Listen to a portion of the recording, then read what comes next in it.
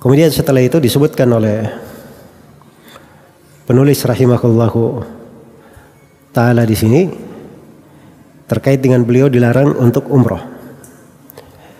Iya. Beliau dilarang untuk umroh.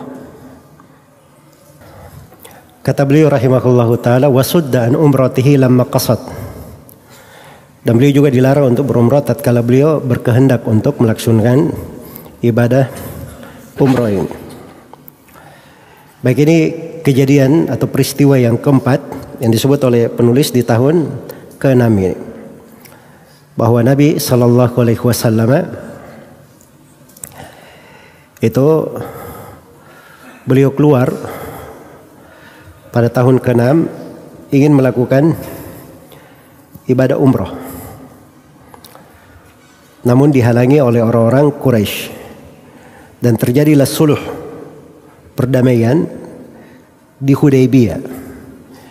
Jadi ini kalau nama lainnya ini kisah tentang suluh Hudaybiyah dan kadang disebut di buku magazi sebagai Ghazwa al-Hudaybiyah, perang Hudaybiyah. Maksudnya karena ada kejadian-kejadian di situ kayak mirip untuk beperangan.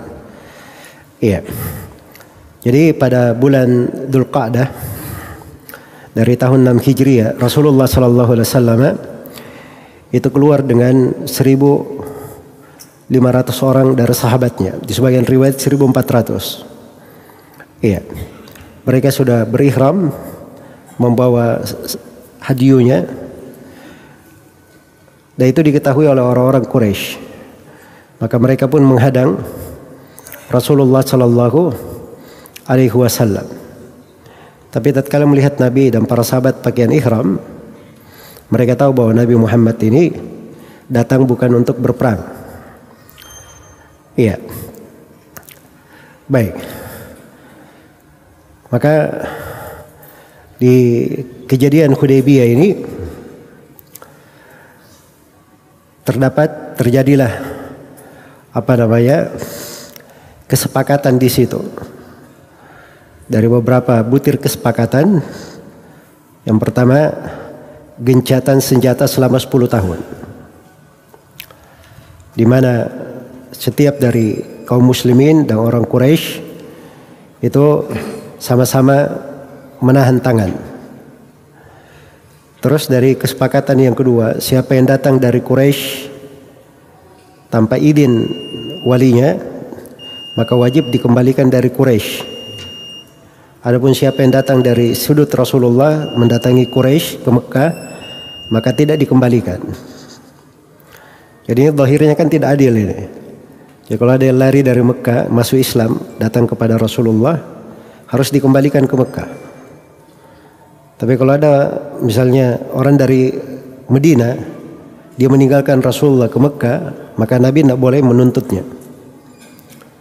Tapi itu diterima di perjanjian Hudaybiyah oleh Nabi sallallahu alaihi wasallam.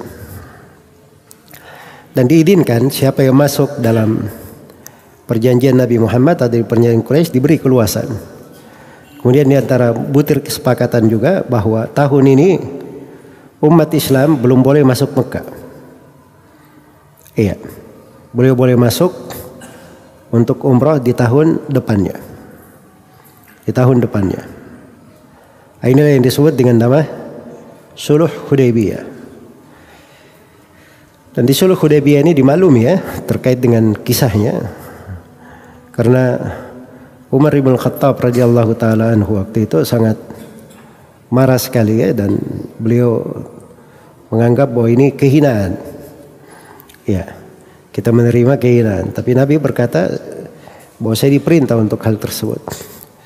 Dan itulah sebab turunnya ayat Inna fatahna laka fatham mubina. Sebab itu adalah awal untuk suatu kemenangan untuk umat Islam. Iya. Ya dari situ kadang sebuah halangan musibah menimpa seseorang, kadang dia tidak tahu bahwa itu batu loncatan yang Allah berikan untuknya kepada hal yang lebih baik. Kepada hal yang lebih baik. Kemudian setelah itu ada kejadian yang disebut dengan nama Bai'atur Ridwan. Ini yang dikatakan oleh penulis di sini, wa bai'atur ridwani awal. Wa bai'atur ridwani awal. Awal di situ harus disukun ya. Lamnya harus disukun, karena kalau tidak disukun timbangan syairnya nanti masalah. Itu darurat syair namanya. Jadi bai'at ridwan awal maksudnya lebih dahulu. Lebih dahulu. Ini bai'atur ridwan ini sebelum suluh Hudaybiyah. Sebelum suluh Hudaybiyah. Ini suluh Hudaybiyah ini dalam kisahnya itu luar biasa ya rinciannya. Ibnul Qayyim itu sebutkan faedah luar biasa, banyak sekali faedah dari suluh Hudaybiyah. Iya.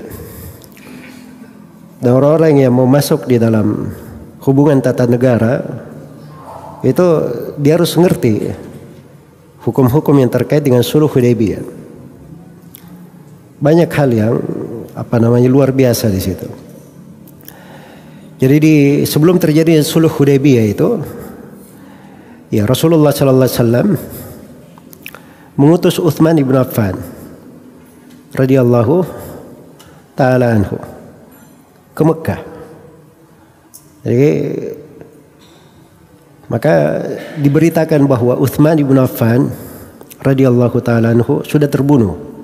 Diberitakan begitu. Iya. Sudah terbunuh karena Utsman lama kembalinya. Utsman lama kembalinya. Maka Nabi sallallahu alaihi wasallam memanggil para sahabat. Kemudian membaiat mereka untuk tidak boleh ada yang lari. Dan membaiat mereka untuk perang sampai mati. Iya. Itu dilakukan oleh Rasulullah sallallahu alaihi wasallam karena besarnya hak Utsman ibn Affan dan juga secara umum itu wibawa kaum muslimin. Itu tidak masuk akal ya di antara orang-orang Arab dahulu itu kalau dikirim utusan, namanya utusan itu tidak boleh diganggu. Itu di kebiasaan mereka. Jadi dia berbuat apapun, utusannya misalnya berbuat hal yang tidak menyenangkan, itu tidak dibunuh. Utusannya pasti balik. Karena itu dilarang di dalam syariat Islam ini juga membunuh utusan. Jadi kalau ada utusan musuh datang, itu dia pasti kembali selamat. Itu hukum syariat juga. Jadi Utsman ini datang ke Mekah sebagai utusan Nabi. Tapi terlambat kembali, diberitakan bahwa beliau sudah dibunuh. Maka Rasulullah SAW marah akan hal tersebut. Ya, dan beliau panggil orang-orang untuk membaiat. Panggil orang-orang untuk membaiat. Maka para sahabat pun membaiatnya. Nah, disebutkan dalam sebagian riwayat bahwa Nabi itu juga meletakkan tangan kanannya dan beliau katakan ini baiatnya Utsman. Iya. Dan para sahabat pun meletakkan tangan mereka di atas tangan Nabi sallallahu alaihi wasallam membaiat beliau. Membaiat beliau. Kata Salamah bin Aqwa ketika ditanya, "Kalian membaiat untuk apa?" Kata beliau, "Alal maut." Baiat untuk berperang bersama beliau sampai mati. Jabir berkata, "Kami baiat supaya perang sampai mati dan tidak boleh kami lari." Tidak boleh kami lari. Iya. Dari jumlah mereka sekitar 1.400 orang. Sebagian menyebut 1.500 orang. Ini yang diabadikan di dalam Al-Quran. Laqad radiyallahu anil mu'minina idh yubayi'unaka tahta asy-syajara fa'alima ma fi qulubihim fa'anzala as-sakinata 'alaihim wa athabahum fathan qariba wa maghanima katsiratan ya'khudunaha wa kana Allahu 'azizan hakima. Sungguh Allah telah ridha terhadap kaum mukminin ketika mereka membaiat engkau di bawah pohon. Inilah baiat ar-ridwan namanya. Baiat ar-ridwan disebut awal di sini karena ini baiat yang lebih terdahulu. Awal maksudnya yang lebih dahulu dari Hudaybiyah. Jadi setelah baiat ini datang lagi ternyata Utsman tidak terbunuh kan begitu. Nah, kemudian terjadilah perjanjian perdamaian Hudaybiyah itu tadi. Baik. Ini baiat Nabi ini di Hudaybiyah ini atau baiatur Ridwan ini agar sahabat berperang bersama beliau. Tidak boleh ada yang lari. Iya. Dan dibangun di atas hal tersebut orang-orang yang di Hudaybiyah itu dikatakan oleh Nabi, antum khairu ahlil ard. Kalian adalah sebaik-baik penduduk dunia.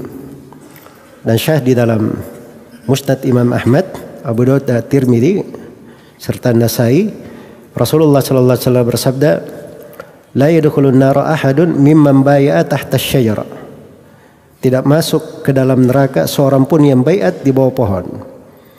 Jadi dari orang-orang yang dijamin masuk surga ini. Sama dengan orang yang hadir di perang Badar, baiatur Ridwan. Ini dari sahabat-sahabat yang dijamin masuk surga. Jadi itu beberapa sudut ya dari keutamaan para sahabat yang membaiat di baiatur Ridwan.